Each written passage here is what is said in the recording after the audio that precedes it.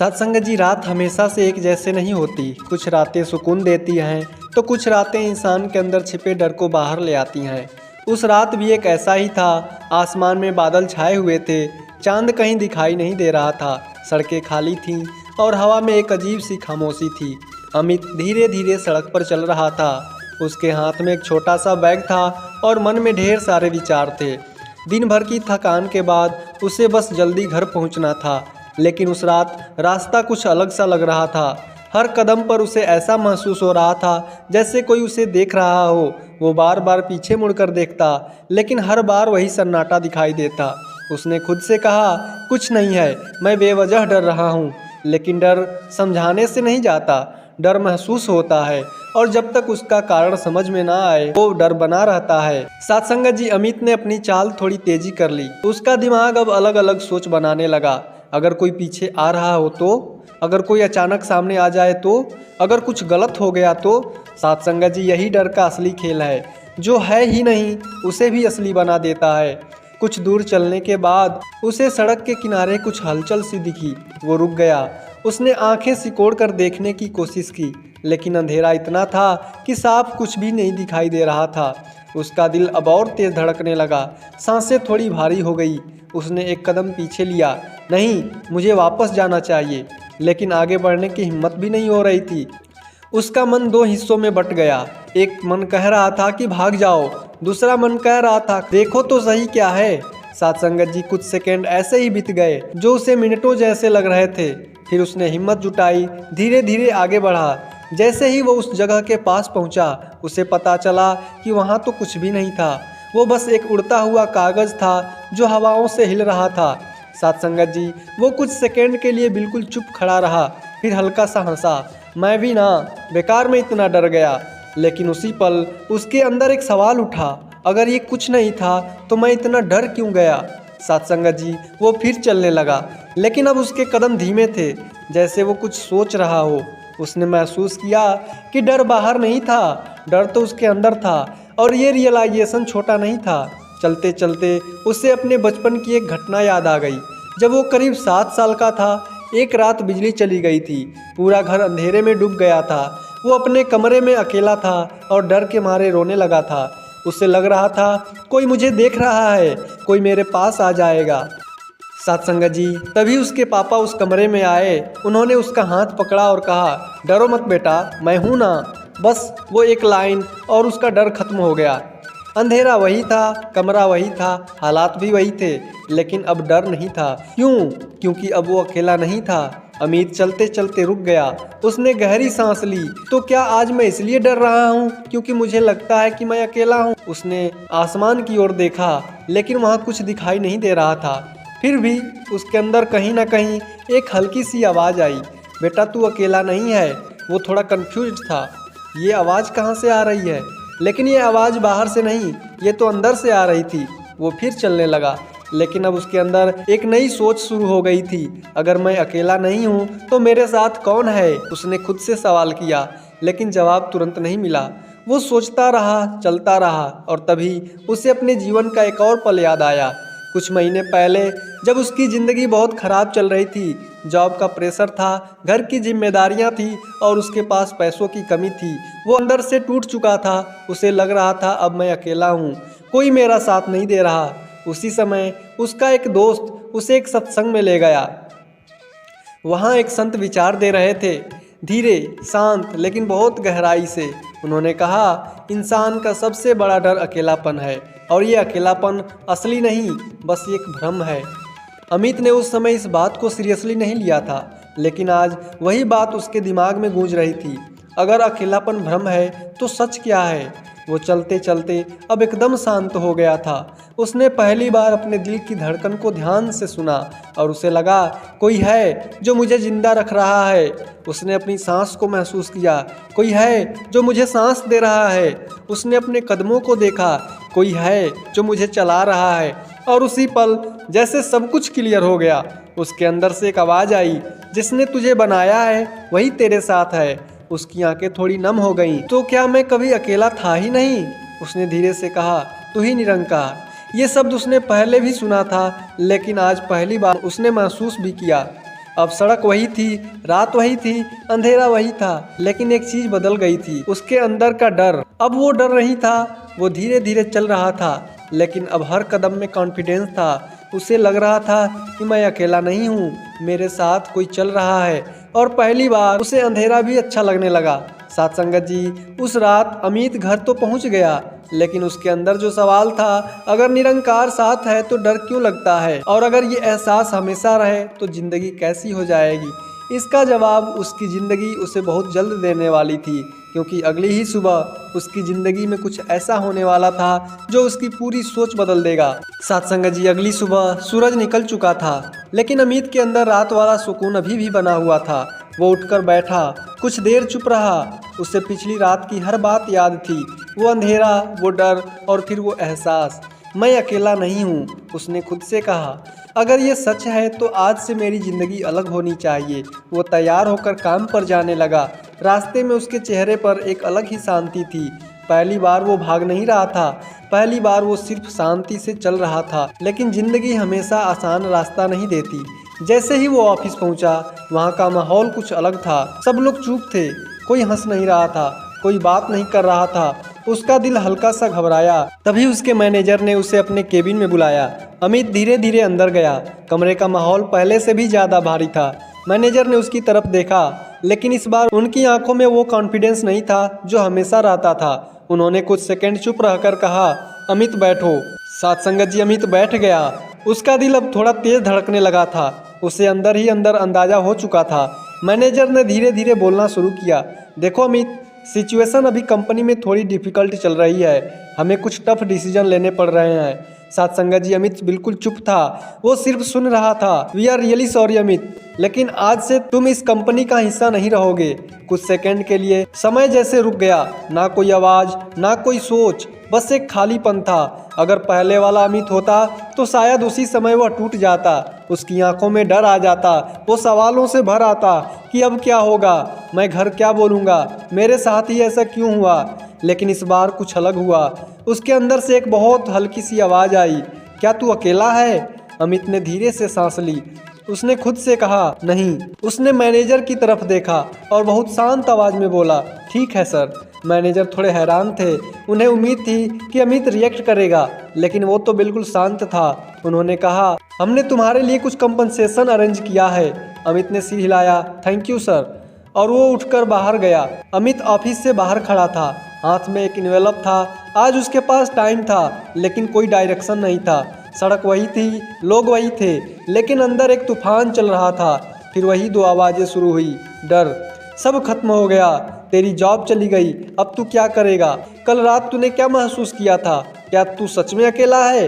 अमित ने अपनी आंखें बंद की। कुछ सेकंड के लिए उसने अपने दिल की धड़कन सुनी, फिर धीरे से बोला, नहीं। उस स्मरण करने लगा और पहली बार उसने बिना डरे कहा, अगर तू मेरे साथ है तो मैं डरूंगा नहीं। उसने चेहरे पर हल्की सी शांति आई।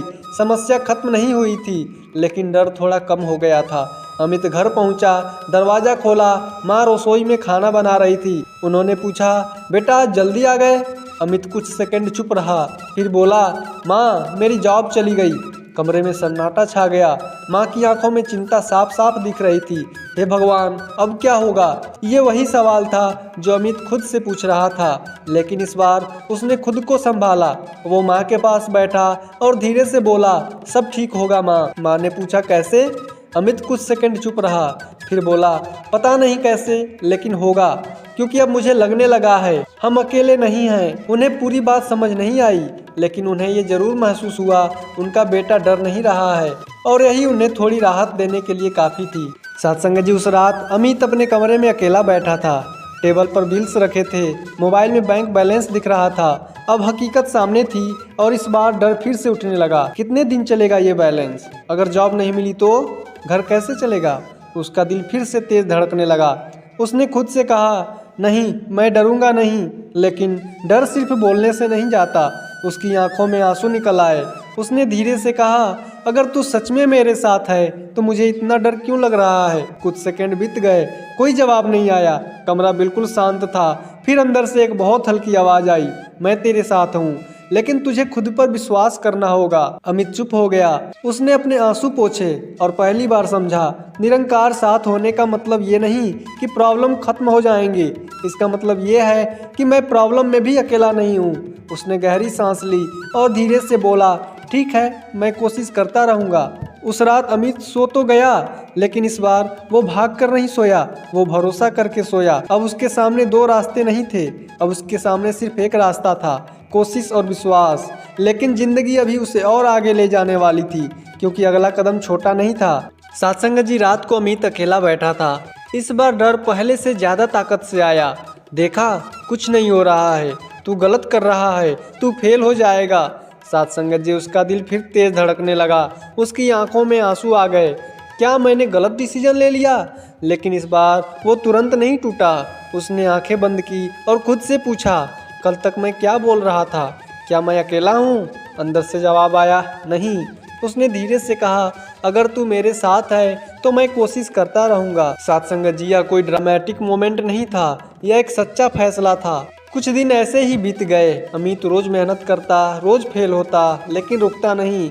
फिर एक दिन उसके फोन पर एक नोटिफिकेशन आया, you got your first order. सत्संग जी, अमित कुछ सेकंड के लिए समझ नहीं पाया। उसने फोन को दोबारा देखा। सच में? उसकी आंखों में आंसू निकल आए। इस बार दर्द के नहीं, खुशी के। उसने सदगुरु का धन्यवाद किया। धीरे धीरे ऑर्डर बढ़ने लगे, लेकिन चैलेंजेस भी आए। कभी कस्टमर कंप्लेन, तो कभी लॉस, तो कभी टेंशन। हर बार डर वापस आता, लेकिन अब अमित बदल चुका था। हर बार वो खुद से एक ही सवाल पूछता, क्या मैं अकेला हूँ? और हर बार जवाब आता नहीं। सत्संगत जी, कुछ महीनों के बाद अमित का काम स्टेबल हो गया। अब उसके पास इनकम थी, कॉन्फिडेंस था, लेकिन सबसे बड़ी चीज़ थी शांति। एक दिन उसका वही दोस्त उससे मिलने आया। उसने पूछा, यार तू इतना कैसे बदल गया? अमित मुस्कुराया और बोला, पहले मैं सोचता था कि सब कुछ मैं कर रहा हूँ, इसीलिए डर जाता था। फिर उसने धीरे से कहा कि अब मुझे समझ में आ गया है, मैं कुछ नहीं कर रहा हूँ, कोई और है जो सब करवा रहा है। सत्संगत जी, उस दोस्त ने पूछा, कौन?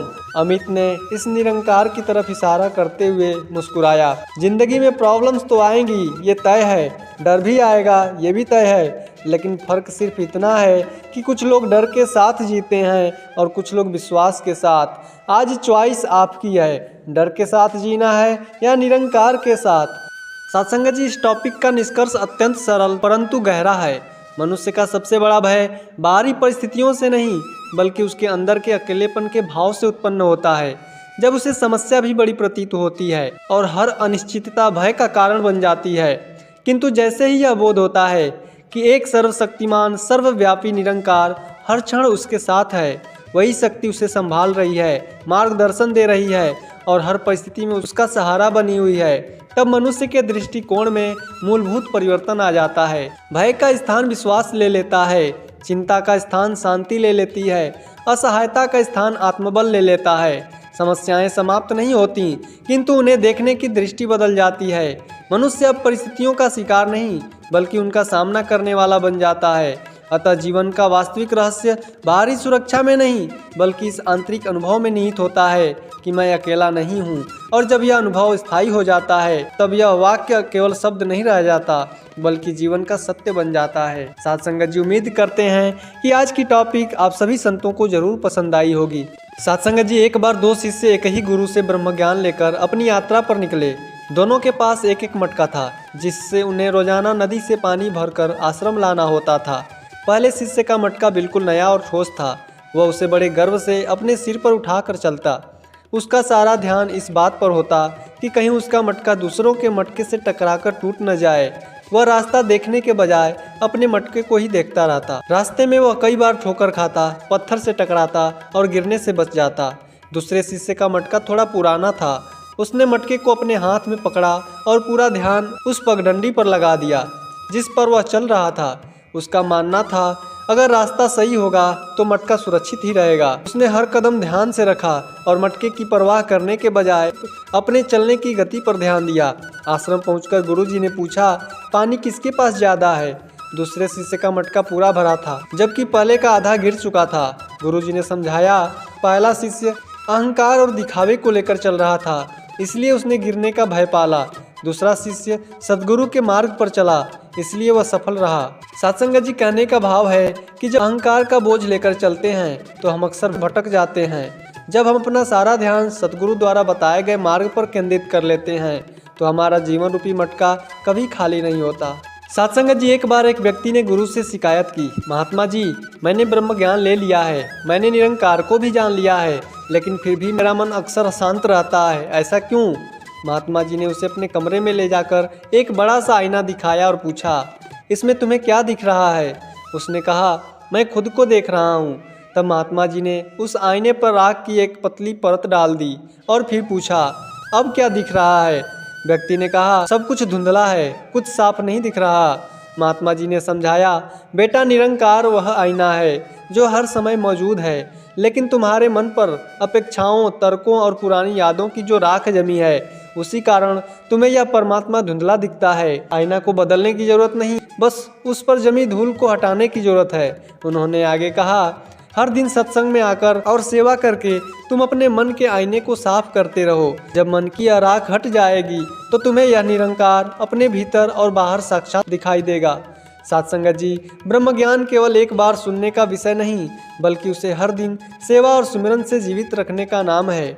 सत्संग वह स्थान है जो हमारे मन के आईने से विकारों की धूल साफ कर देता है। सत्संग जी, एक जिज्ञासु युवक रोजाना घंटों मंदिर की सफाई करता था। उसे लगता था कि यही सबसे बड़ी भक्ति है।